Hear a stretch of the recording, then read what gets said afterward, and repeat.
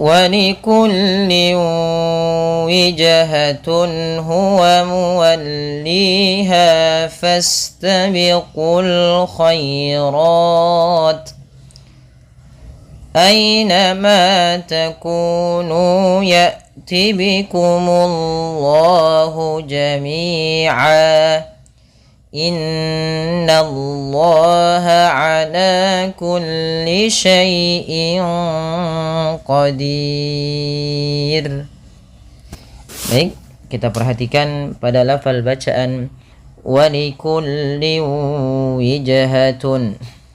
Pada lafal bacaan walikulli ada lafal lin bertemu dengan huruf waw. Maka beberapa sering kali kita sudah bahas di beberapa ayat ayat Al-Baqarah ini. Maka kita hanya mereview saja, yaitu tanwin, ketika tanwin bertemu waw, ini usahakan dimasukkan kepada huruf waw, ya, karena bacanya dimasukkan, dan ini kita kenal dengan istilah namanya idgham.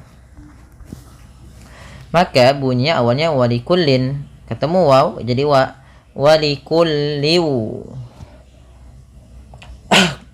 Yang selanjutnya yaitu ketika sudah dimasukkan ditahan dengan gunnah sepanjang 2 harokat. Maka walikulli wijhatun, bukan hanya sekedar masuk, bukan hanya sekedar walikulli wijhatun, tapi tahan dulu 2 harokat. Dan inilah yang kita kenal dengan istilah namanya idgham bi gunnah. walikulli wijhatun huwa muwalliha. Wijhatun, pantulkan pada lafal huruf jim yang berharokat sukun karena ia bacaan qalqalah. Kesalahan yang terjadi dalam baca qalqalah itu tidak mantul. Misalnya walikulli wijhatun itu tidak memantul. Kemudian yang kedua yaitu menambahkan hamzah. Contoh wij gitu, itu nambah hamzah. Harusnya tidak boleh tambah hamzah. Walikulli wijhatun ya, wijhatun huwa muwalliha.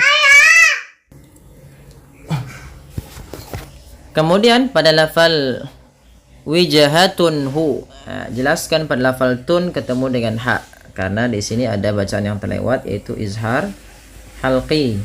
Izhar artinya jelas, halqi berarti dari tenggorokan. Maksudnya apa?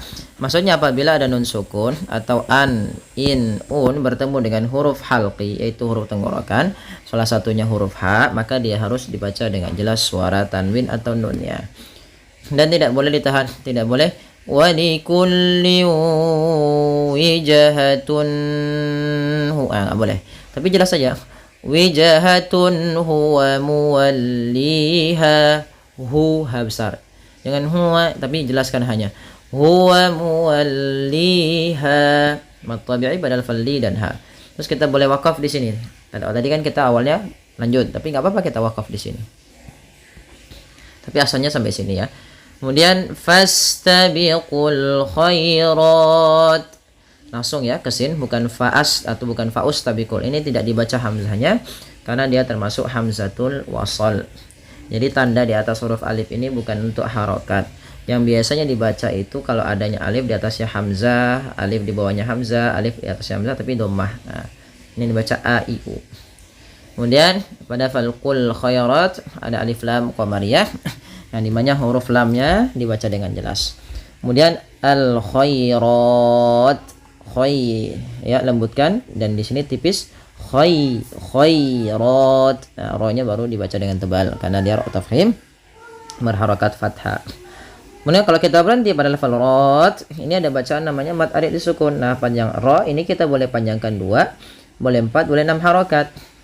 Nah, kemudian huruf ta dimatikan. Nah, ini jangan khairos gitu ya, atau khairats gitu ya, tapi sedikit saja dia panjangin dulu ro-nya.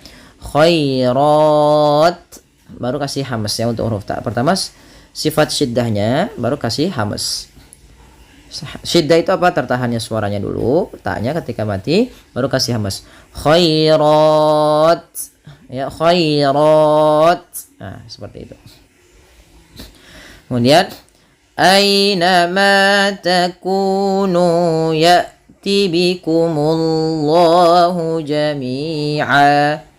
Ainama pada fal ma, ku dan nuh ketiganya mad tabi'i, yaitu harus dipanjangkan yang bunyi, dipanjangkan 2 harakat dan bunyi harus sama. Tidak boleh mad tabi'i itu satu panjang, satu lebih panjang atau satu lebih pendek gitu ya, tapi harus sama panjangnya. Kemudian ketika hamzah sukun jangan nyeret, jangan ya, tapi dia ya sesuai dengan makhrajnya dari pangkal pangkal tenggorokan kita. Kemudian Allahnya tebal, ya'ti bikumullah, munya tipis baru Allahnya tebal, ya'ti bikumullahu jami'a. Pada lafal a di sini ada hukum tajwid berupa namanya mad iwad. Apa itu mad iwad? Yaitu mad yang terjadi ketika adanya huruf tanwin berada di akhir bacaan ya, dan dia berharokat fathatain bertemu dengan alif. Nah, awalnya jami'an.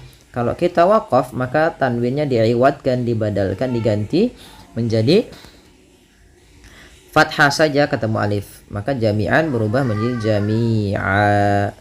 Ya, jami'a.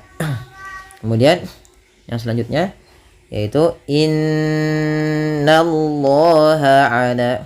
Tahan pada lafal bunyi nun yang berharokat tasydid karena ia bacaan gunnah, inna ya. Kemudian nanya tipis ke lafal Allahnya tebal, innallaha ala mad tabi'i kulli syai'in qadir. Syai'in qadir ada bacaan ikhfa hakiki yang dimana suara tanwin pada lafal in disamarkan ke huruf qaf, yang mana qaf termasuk huruf ikhfa. Maka cara membacanya syai'in qa, seakan-akan langsung kepada makhraj daripada huruf qaf. Qadir, dir ada lafal ada bacaan mad arid disukun. Nah, kemudian yang terakhir ada huruf ro. Ro-nya di sini dibaca dengan tipis, tidak dibaca dengan tebal. Karena apa? Karena huruf ro yang disukunkan ketika waqaf sebelumnya ada huruf ya dan sebelumnya ada huruf kasrah, maka dibaca dengan tipis. Ya, mudah-mudahan bermanfaat. Baik, kita coba ulang sekali lagi ayatnya baru kita selesaikan gitu ya. Wa likulli wijhatun huwa muwalliha fastabiqul khairat aynama takunu ya'ti bikumullahu jami'a innallaha ala kulli syai'in qadir. Shadaqallahul azim. Ya, mudah-mudahan bermanfaat bagi sobat sekalian. Mohon bantuannya untuk share dan juga dibagi kepada teman-temannya agar lebih banyak manfaatnya. Terima kasih. Jazakumullah khairan. Wassalamualaikum warahmatullahi wabarakatuh.